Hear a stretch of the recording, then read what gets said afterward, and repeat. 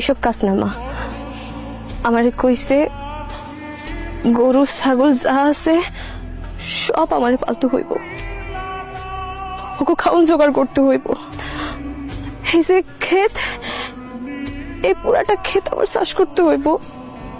একা একা বিয়া করে ফেলাইছেন, একটু জানাইলেনও না। তোরে জানামু কি, আমি নিজেই তো জানতাম না যে আমি বিয়া করবো। থাক আর ঢং কইরেন না, আপনি বিয়া করবেন আপনি বুঝি জানতেন না। বুঝছি আমগরে জানাইলে তো আমগো দাওয়াত দাওয়ান লাগবো, খাওয়ান লাগবো, এর জন্য জানান নাই। যাই হোক, বিয়েতে দাওয়াত দেন নাই তো কি করার আছে, ভাবিলোকে একটু পরিচয় করায় দেন।